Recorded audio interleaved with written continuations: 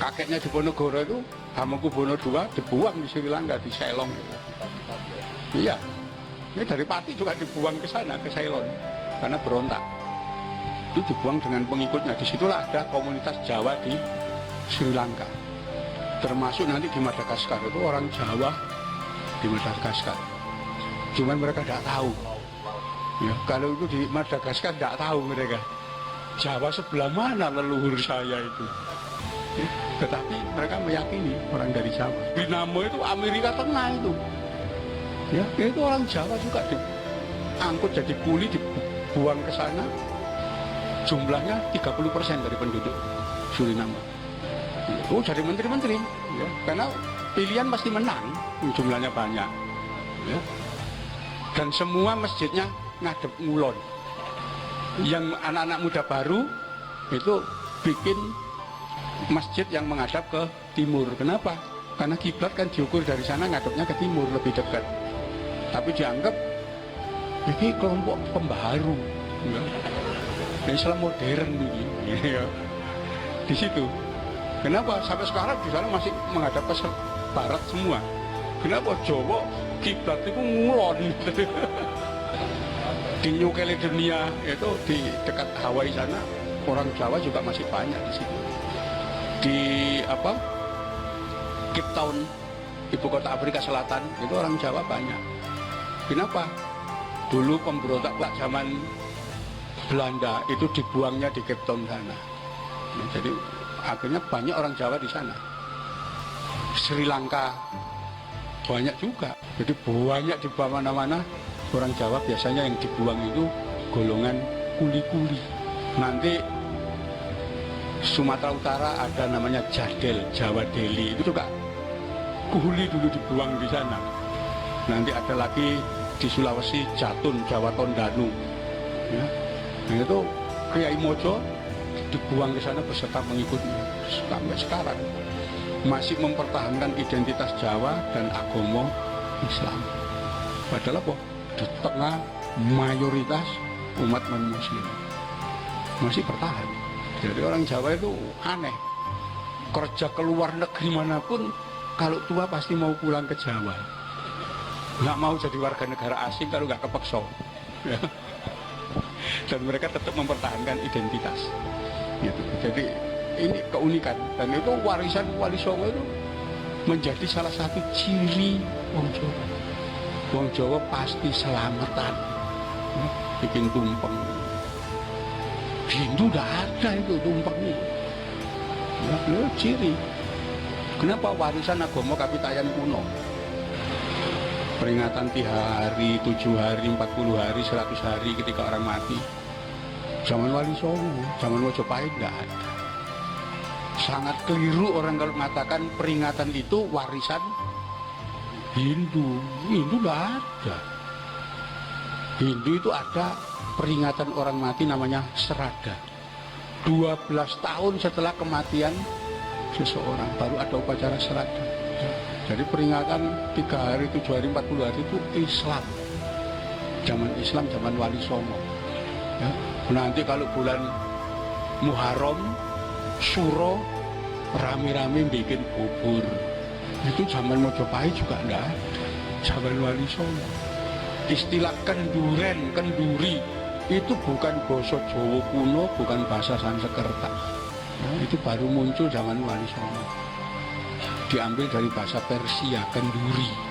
Perayaan untuk memperingati Fatimah Az-Zahra sebagai leluhurnya imam-imam sana. Peradaban zaman dulu luar biasa Wali Songo itu. Ya. Betul-betul ilmuwan, seniman, budayawan, teknokrat dan seterusnya. Yang tidak bisa ditiru oleh umat Islam sekarang. Umat Islam sekarang itu pinterin dalil toh. Ngapir-ngapir no wong, tidak memiliki sumbangan kepada ilmu pengetahuan itu apa? Nggak ada, nggak ada sama sekali. Makanya pikiran, tauran. Untuk apa ilmu masa lalu digali kembali? Bukan masalah ilmu masa lalu digali kembali, tapi pemikiran-pemikiran masa lalu perlu kita munculkan kembali.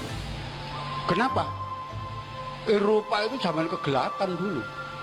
Baru abad 15 Pernikahan menggali budaya Yunani Romawi kuno. Itu yang dinamakan zaman Renaissance. Kelahiran kembali budaya zaman Yunani Romawi.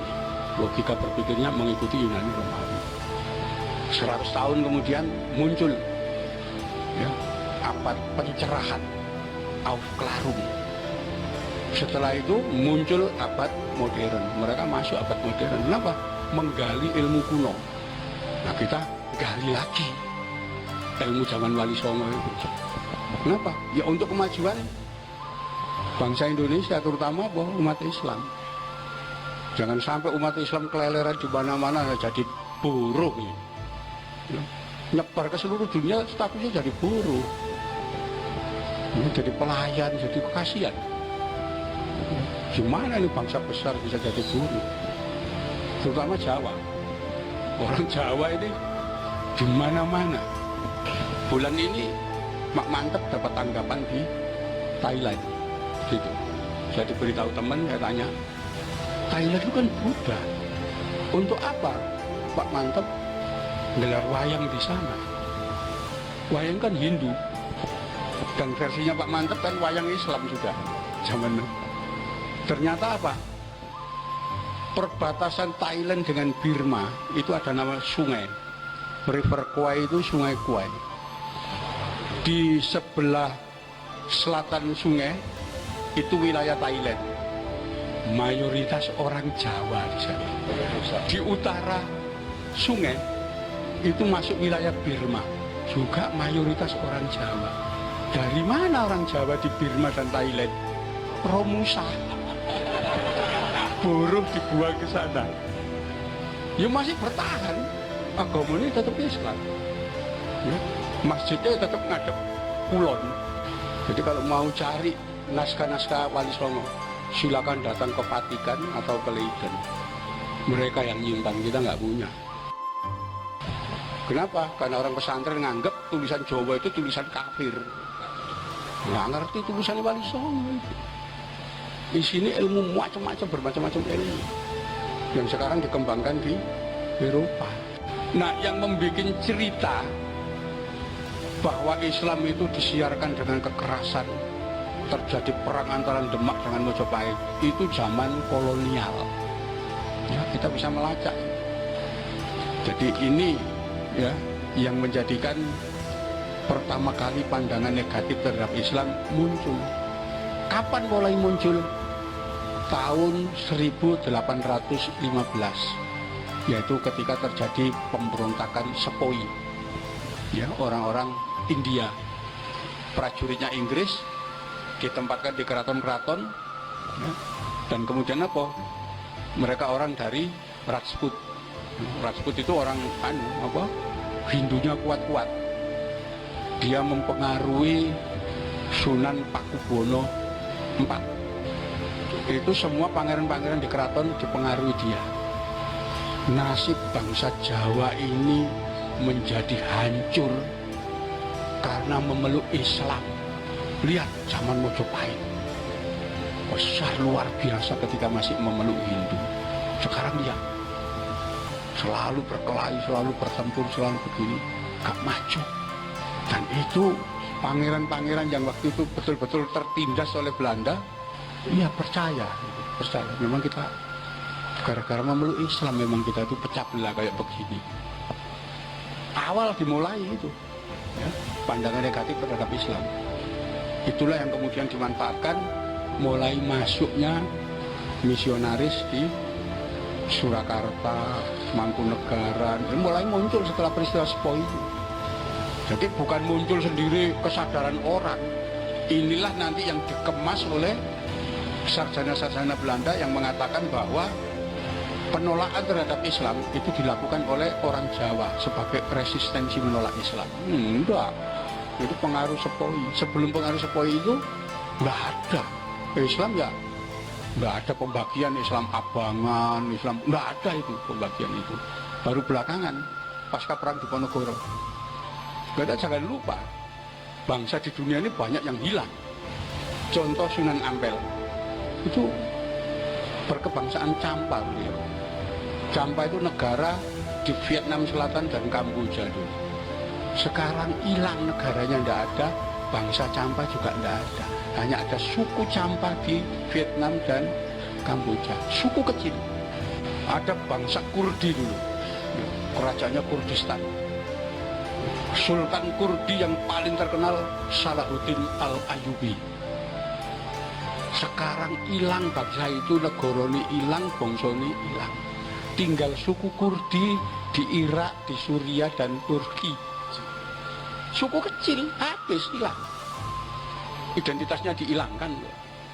Nggak punya identitas. Yang paling tragis itu suku Khazar. Itu di Kaukasus, daerah Georgia. Bangsa Khazar itu kerajaan besar, punya kerajaan dan punya bangsa. Tapi hilang. Yang mengerikan dari hilangnya bangsa Khazar, bahasa Khazar hilang. Tidak ada lagi, orang tidak tahu. Saya keturunan Khazar, bahasa kita apa? Tidak tahu. Karena ketika kerajaan itu hancur, orang Khazar yang memeluk Islam ngomong bahasa Arab. Yang memeluk Kristen ngomong bahasa Yunani. Yang memeluk agama Yahudi ngomong bahasa Ibrani. Bahasa Khazar mana? Hilang. Nggak ada. Habis, itu bangsa bisa hilang. Indonesia tidak menutup kemungkinan hilang bangsa ini. Terutama umat Islam hilang lebih dulu. Kenapa? Ya nggak punya identitas. Ya. Justru Wali Songo itu memberikan identitas kita. Belanda itu saking kuatnya. Menjajah kita berapa tahun? Lama itu. Kita diproklamasikan kemerdekaan bangsa Indonesia 17 Agustus 45. Jumlah umat Islam 95%. Sementara tetangga kita di utara, ya, Filipina, itu ada kerajaan Mindanao, kerajaan Sulu, kerajaan Zamboanga, itu kerajaan Muslim. Kotanya terkenal terbesar namanya kota Amanila. Dijajah Spanyol 150 tahun, umat Islamnya tinggal 5%. Fakta itu. Kita masih untung di sini.